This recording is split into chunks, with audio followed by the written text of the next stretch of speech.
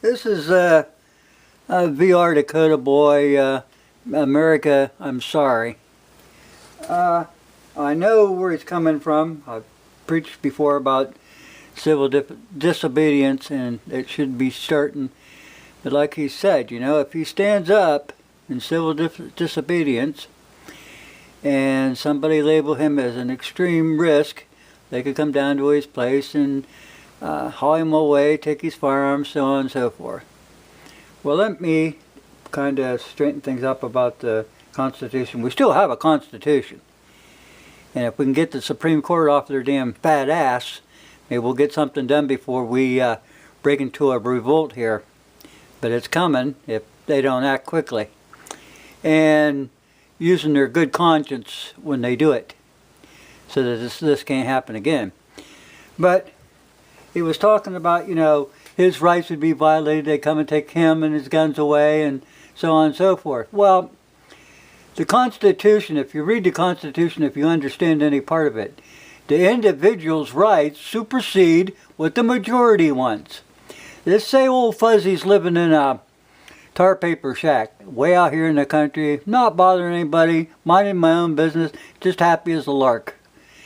And some guy next door decides, well, I'm going to build me a mansion right there. Well, he gets his mansion built and all these cars and stuff, and he goes, whoa, that Fuzzy next door, he bugs me. He's making my land, my house, my mansion depreciate because he's got that tar paper shack over there. So I'm going to go to the county commissioners. I'm going to have him removed. I'll find some kind of nuisance thing to get him the heck out of here.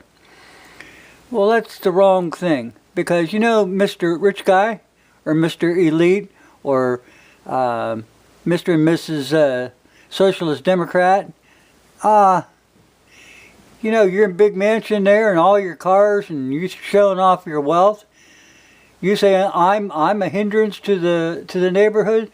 I'm sorry, sir, but you spreading your wealth around like that, showing all your wealth, you're inviting criminals to come into this area and disturb my peace of mind because you're showing off all your wealth. It works both ways, people. I want to tell you something about the Constitution. Now, oh jeez. Give me a second so I get my brain together.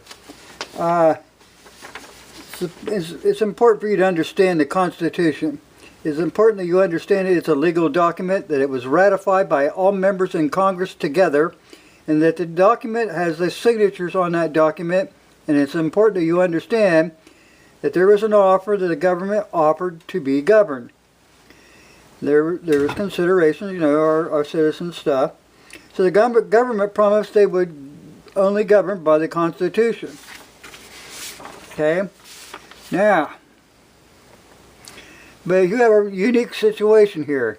It's very rare when you find a party of the first part, which is the congressmen, officers of the government, who are also parties of the second part as representatives of we the people of the Republic. When they signed that document, they signed as officers of the government agreeing to the Constitution. And simultaneously, as officers and representatives of the people in the republican form of government, when they signed that document, that constituted an ironclad contract in writing and enforceable in a court of law pursuant to the statute of frauds. If you ask anybody, if you want to enforce this contract, if you read something into the Constitution and you have a good reason to believe it is the way it is, they should honor that. And they should honor in favor of you the clearly intended, expressed, designated beneficiary. You are the beneficiaries of that Constitution. These so-called lawmakers, I mean, did you see them the other day when they were getting ready to vote on the continuation of government? And they're all sitting there and they're playing solitaire on their computers and goofing around. Why were they goofing around? Number one, they don't know nothing about finances.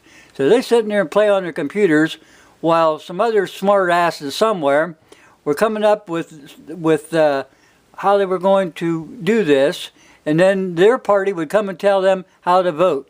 Now, these people have no idea how to even work in government. That's why they were sitting there playing on their computer. That's the kind of junk, the junk email that you send somebody that should have been deleted. Those kind of people are dead weight to this country. They are the ones that are trashing this country. Like KOTABOY said about the Indian with the tear. It makes tears come to my eyes to find out that you go and fight a war, a foreign war someplace, which is a police action to begin with, and then you come home to, wow, my country's been sold out from underneath me while I was gone. What the hell happened? You see what I'm saying? Now, instead of just one guy standing up and worried about it, getting these guns taken care of, and him being hauled off to a nut house,